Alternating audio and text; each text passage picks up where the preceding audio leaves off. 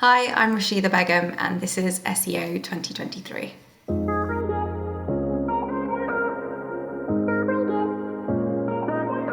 Rasida, what is your number one SEO tip for 2023? Understand your data. That would be my biggest tip. Understand your data. Okay, so there's many different ways we can dive into that. What data specifically are we talking about here? So when I've worked across a lot of e-com brands that are quite big in terms of the revenue they're bringing, they almost every single time miss or have a gap in understanding SEO performance by content group. So understanding how their product pages are performing versus category pages, what part of that is brand, what part of that is non-brand. Instead, they're focused on a very top line view, looking at seasonality, and I'm talking about e-com here, and then analyzing data on a page by page basis, which really limits how you view your performance and limits what you're able to do and then feed into your strategy. So you mentioned product pages there. How do you break down your different categories of pages? Product pages, obviously. What other categories of pages do you tend to focus in on? So the easiest way to break it down is by looking at the URL pattern in terms of setup. I think a lot of the problems start with not having the correct setup. So if you have the skill set doing that yourself or working with a data team, in terms of what other pages are there, e-com sites, 90% of them are product pages. So that, if you want to succeed, your product pages need to do well. And then the remainder is your homepage, your category, your content or editorial. That makes up the rest of the 10%. So for me, that's always the focal points. If you want to move forward, you need to be looking at product page, category pages, homepage, and editorial, but more on a association basis in terms of looking at your brand and your branding, not looking at it from a revenue perspective if you're looking at editorial content. Okay, so you mentioned that product pages are 90% of it from an e-commerce perspective. Yeah. So obviously essential. So what makes a great product page at the moment in terms of, I guess, volume of content, type of content, calls to action, other elements of SEO? I think for me, a good product page is you need to be working with your copywriting team. There needs to be a really close relationship with the copy that's actually being produced and understanding the tone of voice, the brand, but also looking at the search element and thinking, okay, what would a user be looking for if they wanted X product? And then that could also feed into your metadata logic. So looking at in what order is the brand appearing, the product title, are we naming things in line with what people are looking for, or are we using fashion terms that are only really resonate with a small number of people? And I think that's can be a common issue when you're working in high-end fashion, where you just assume everyone knows what you're talking about. So it's like taking a step back and saying, okay, let's work with our copywriting team, let's understand our brand, let's get that through because you're telling a story, but then let's also use data to target users who are looking for that product so we can show up and be associated. You mentioned metadata logic. Yeah. Have Google changed the way that they're using metadata significantly in the last year or so? What I mean is more so in how you're creating your metadata. So a lot of the times there'll be a logic in your CMS of enter brand, enter category, and it will just pull it from your your product entry in the CMS.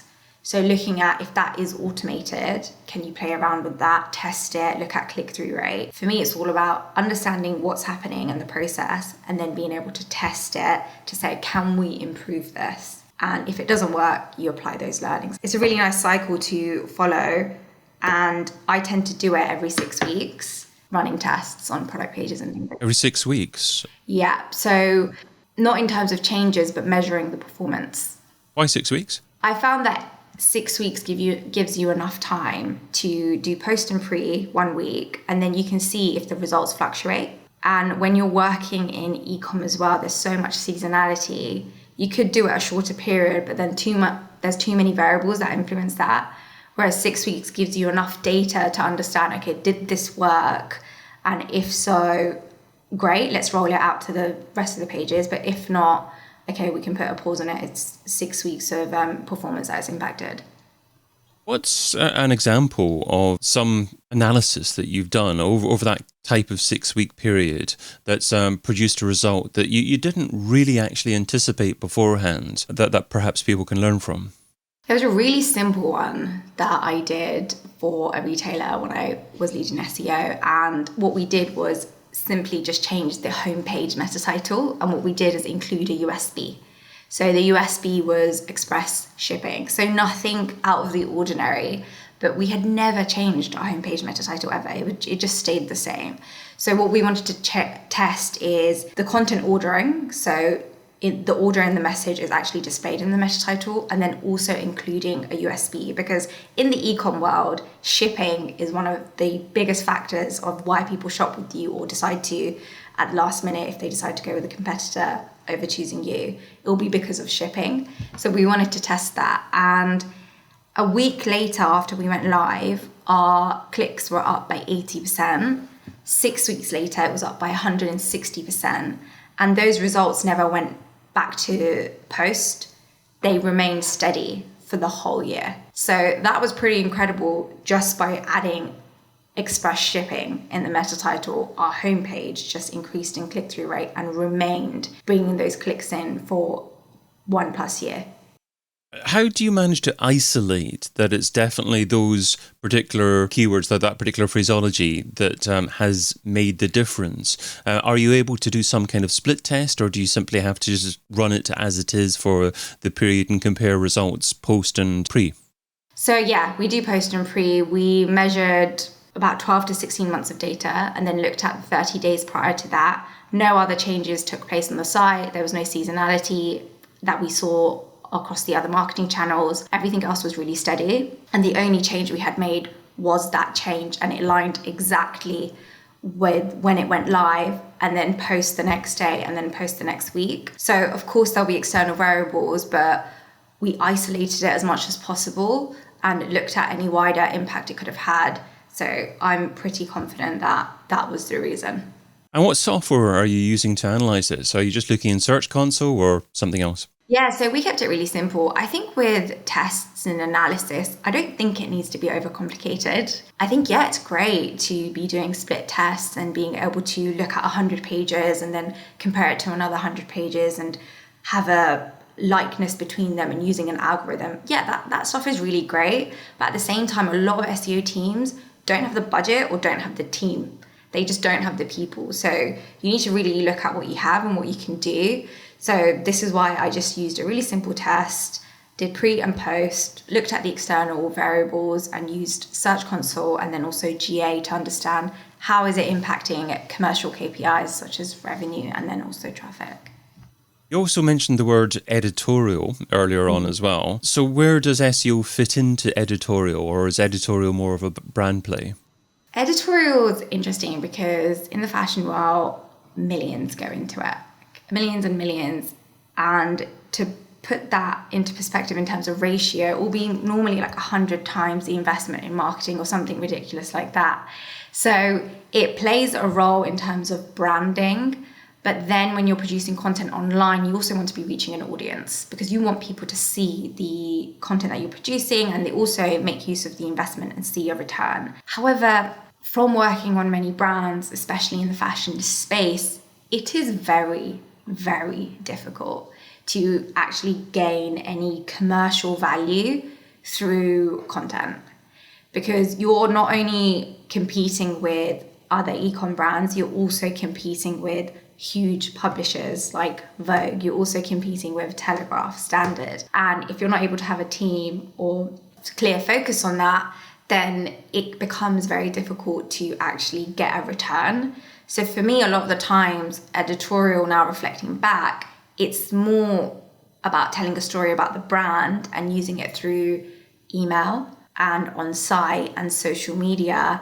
But I feel like if I was to put it in a hierarchy, if your product category pages are doing well, the site's doing well, then you look into editorial. But if your site's not doing well, I wouldn't start there and invest my money there. I'd be looking at the more transactional pages. Something that we discussed briefly beforehand was that your suggestion was to write down everything that didn't work the year before prior to forming your strategy for the coming year. Why would you want to do that?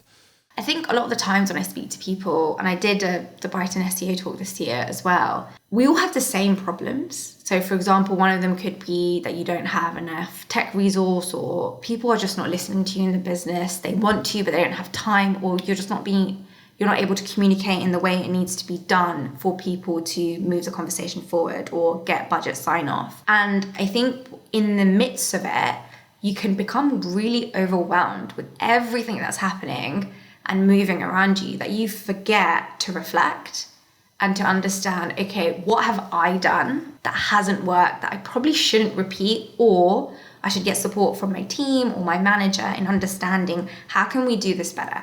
And I think 3 things is good because it makes it manageable. Again, I don't think marketing SEO needs to be overcomplicated. It's about narrowing down to the things that will make a difference. So if it's the way you communicate, if it's you need senior stakeholder buy-in, who do I need to speak with? Who haven't I spoken with? Have I got enough exposure? These are the questions you need to constantly asking yourself and getting help. It's okay to ask for help. It doesn't mean you're not good at your job. It probably means you're very good at your job and that you're able to take feedback. And I think this is why it's so important to write down and reflect. And when you talk about creating an SEO strategy, how long does the strategy last for, and how often do you revisit it and perhaps hone it slightly? I think it depends on your business cycle. A lot of the times it's annual because everyone's doing it annually. However, in terms of the longevity of your strategy, for me, it's never a year. It's always 2-3 years plus. It's just at the end of the year, you look at performance and you say, okay, what worked, what didn't? What do we carry on? Because a lot of it is BAU. You carry on optimizing content. You carry on working with your teams to understand, for example, in e-com, what categories are going to be big next year, where we need to put our focus, and where we need to work with your tech team in terms of user experience and so on. So for me, it's always almost like an ongoing strategy, but every year you understand, okay, what worked, what didn't, and has our business vision changed? Because if that's changed, then your strategy needs to change. So you've shared what SEOs should be doing in 2023. So now let's talk about what SEOs shouldn't be doing. So what's something that's seductive in terms of time, but ultimately counterproductive? Something that SEOs shouldn't be doing in 2023? I've read a lot about algorithm updates and I've seen the helpful content update. And I think it's really good to understand how algorithm changes impact your site. I think that's obvious and a very good thing to do. But I don't think you should get lost in it. I don't think you should then say, okay, these algorithms have happened, create panic, we must change everything. You first really need to understand what's happened, how it's impacted you, and how big is the issue? Has it actually impacted your commercial KPIs? If not, why are we paying so much attention to it? For me, I think what I've seen across the years is less focus on vision and strategy and where you want your brand to be and what story you want to be telling than, oh, there's another algorithm update, what's going to happen, panic, panic, panic. I think moving away from that, you need to really be thinking long term. If something happens, you'll be able to assess risk and change your vision, but it always needs to come back to that. Great advice. Rasida Begum is Product Manager Search and SEO at Yell, and you can find her over on LinkedIn. Rasida, thanks so much for being part of SEO in 2023. Thanks, it's been great. Get your copy of SEO in 2023, the book, over at SEOin2023.com.